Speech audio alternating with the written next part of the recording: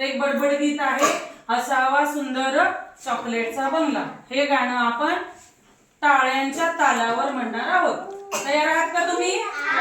मी तुम्हाला शिकवलेलं आहे ना पूर्वी की 2 टाळ्या, 1 टाळी आणि 3 टाळ्या या तालावर आपण करणार आहोत गाणं. तर सुरू करूया.